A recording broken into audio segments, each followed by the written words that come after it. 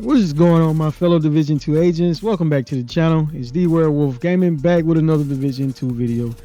Alright, I hope everyone is doing well and staying safe. Alright guys, we got some exciting news today about the new DLC. And it sounds pretty fun in my opinion, guys. It's only $15 and it will come with a new skill as well. With that being said though, the video today, guys, we'll be talking about this LMG that I'm using right now. And it is called the Carnage LMG. This LMG is amazing, guys. It is one of the best guns for putting out status effect damage, and it basically applies bleed after you kill a certain amount of enemies. With that being said though, the gameplay that I'm showcasing right now is showing you using this gun and the setup without using any mods.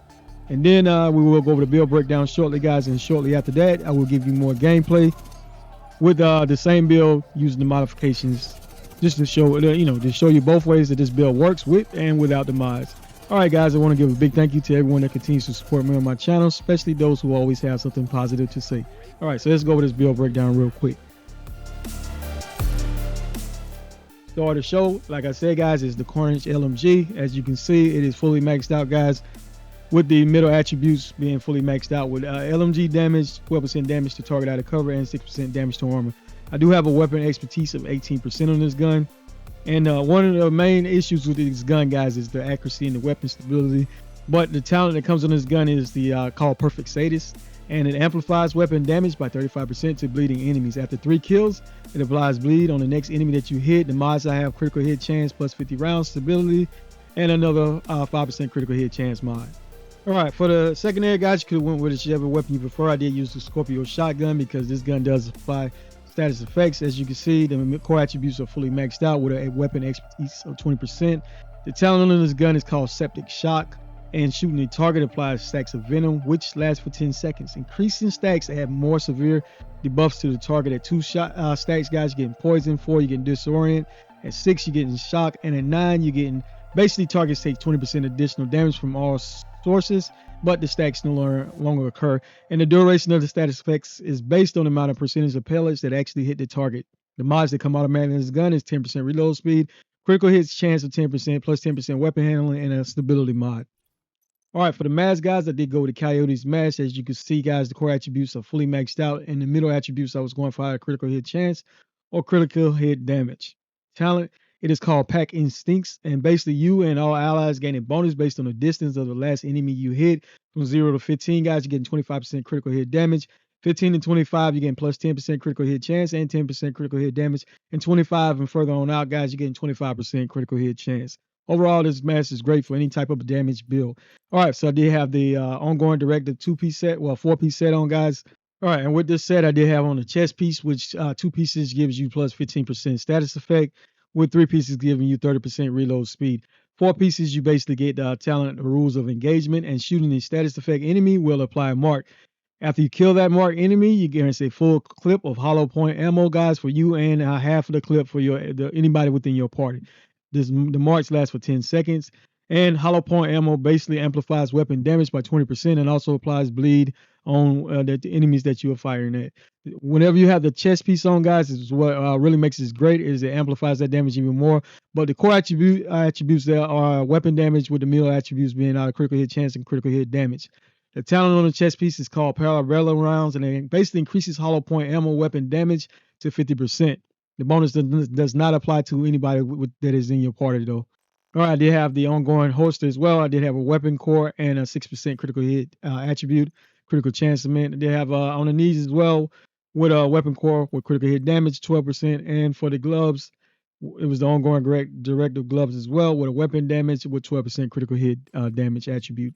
All right, for the back piece, guys, did have 1-piece chest on with 8% critical hit chance. That's what I was going for. The core attributes are either critical hit chance or critical hit damage with a weapon core. And the talent I do have on it is called Wicked. Basically applying a status effect increases total weapon damage by 18% for 20 seconds. Guys, you're going to be constantly applying status effects, so that will be up the entire time. So you get amplified weapon damage by having the chest on, so you get 50% there, and you're going to have 18% increase in weapon damage coming from the backpack as well. All right, and if you did not want to wear the Coyote's mask, guys, here's another alternative. You could have wore a Cheska mask. And as you can see, I got it fully maxed out. And you could have went with the, for the backpack, you could have went with minimum backpack. This is get a little bit more, actually a little bit more survivability, guys, because you are getting 3 cores. You will get a weapon core, a armor core, and a skill tier. And on top of that, guys, you're getting short and long-term bonuses based on the number of cores you have. So overall, you have more survivability with this setup here. But if you just want more damage, guys, going with the Coyote's Mask with the chest backpack work pretty great as well. And you will get good damage as well whenever using the Momentum backpack, because you will get up to 30% increase in bonus weapon damage when using that as well. So ultimately, it's whichever way works best for you, more survivability or just more flat out raw damage. So the option is up to you guys, whatever you prefer. And also using this with the Turmoil knee pads work pretty great as well. Do want to point that out. I was using this a little bit as well. So I really enjoy that, guys. You really can clear those rooms out pretty quickly whenever using this. And whenever using these knee pads, you do want to target the enemy that has the most health. And that way, guys, you will be doing a good bit of damage to those other enemies that are surrounding that enemy that you're shooting at. All right, and modifiers I will be using are basically, guys, Overdrive is amazing. But the Rogue Momentum is the main modifiers, and basically gives you bonuses based on whichever active modifier that you do choose. And like I was saying, guys, I prefer, the majority of the time in most of my builds, I usually use Overdrive, because it basically instantly maxes out your Rogue Momentum, guys. And whenever it is maxed out, you're getting 30% weapon damage, 30% skill damage, and 30% increased rate of fire with an unlimited ammo. It does have a cooldown of your momentum gains are reduced by 70% for 150 seconds with a cooldown of 150 seconds. But there are some modifiers that you can pass, some modifiers that can kind of counter that. Now, I did use critical recovery because critical hits restore 0.5% of your max armor. And I did use the Reaper scan a little bit, guys, because I was using the scanner. But enemy scan with the pulse have a 25% chance to receive the blacklist mark. And I was also using the microwave coils, which pulse enemies each have a 50% chance of being affected by burn up to 4 enemies at a time. And you gain 5% bonus momentum for each enemy that is affected by burn. Now, if you didn't want to use the the Reaper scan, you could have went with critical momentum, which critical hits have a 40% chance to grant 1% momentum. So ultimately, the choice is yours, guys. That's basically whenever I am using the modifiers. All right, so let's look at the weapon stats real quick. On this particular setup, guys, using the LMG, I did have 52% critical hit chance with 129% critical hit damage with a headshot damage of 85%. That's when using the Carnage LMG. Now, as you can see, Scorpio shotgun didn't really change much. Critical hit damage did go up to 139%, with the headshot damage going down a little bit to 65%. All right, one major issue you will have on this build, guys, is this build is very squishy. So your goal is to kill these enemies as quickly as possible, guys. And so, so we went with this particular setup here. The armor I did have a 737,628 with 73,763 armor back on the kill. So overall, pretty squishy build. Would definitely recommend you stay in cover when playing this particular setup. But it's very fun, guys, and these enemies will go down pretty quickly, as you see in the gameplay. All right, so let's take a look at the weapon specialization of choice, and then we'll give you a little bit more gameplay with the modifiers. All right, guys, so I did go with the gunner specialization. Basically, every third reload is 50% faster. You do get 10% armor back on the kill. And one major thing I want to point out is you will have access to the Banshee Pulse, and it launches a forward arc of pulse energy that disorients enemies caught in the wave, guys, and it even penetrates through cover as well. So even those hiding behind those walls, you still can get them. One last thing is don't forget to equip the correct weapon element, guys. And also, whenever you're in cover, you will generate 10% of the total your total ammo capacity for every 60 seconds, and party members will receive 5%. You will have increased rate of fire by 5% on enemies you kill for 5 seconds as well. So that's just ultimately more damage as well. Keep that in mind. All right, guys, so if you like the build, just give it a thumbs up. Thank you for your valuable time as always and continued support. Really appreciate each and every one of you who always take time to stop by. And don't forget to equip the correct weapon element as well, so you can get your bonus and 15% in weapon damage. With that being said, guys, going to show you a little bit more gameplay with the same setup using the modifiers, though. So that way, it won't be no doubt questions asked whether or not this build can work on heroic content without the modifiers on or with the modifiers on. All right, D Werewolf out.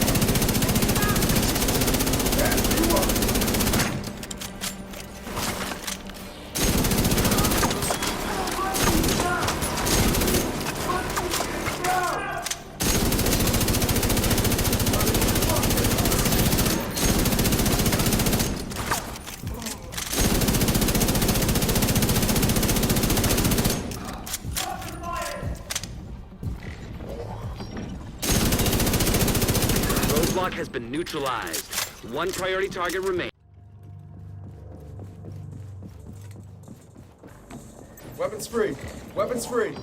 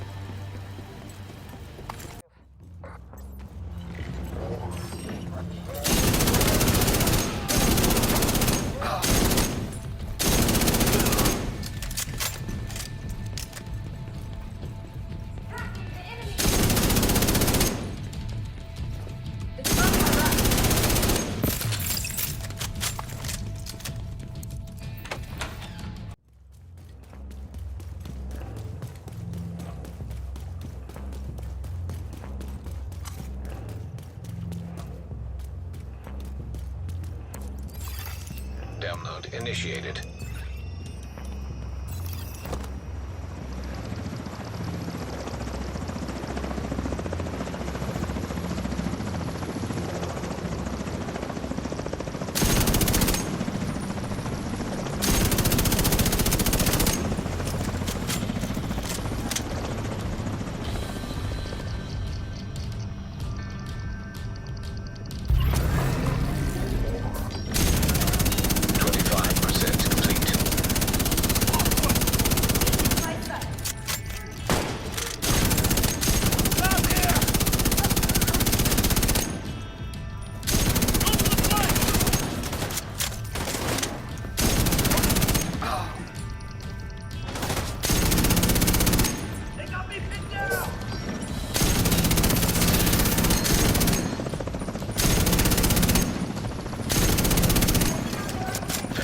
Complete.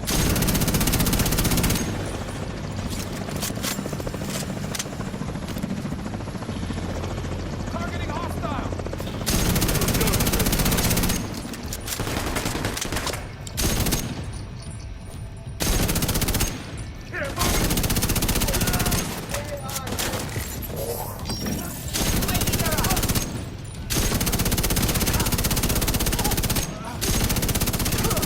75% complete.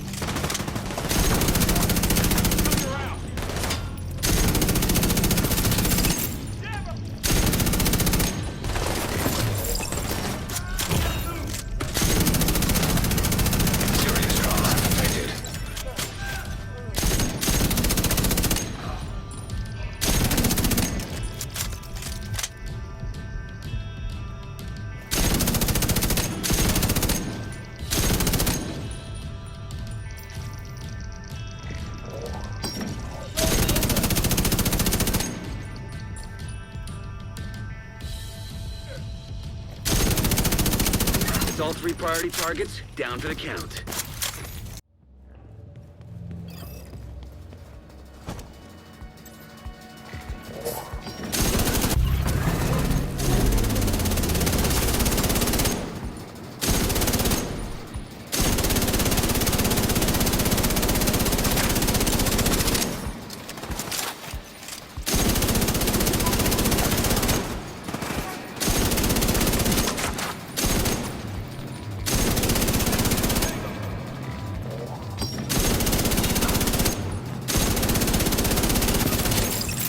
All clear. Black Tusk appears to have abandoned the location.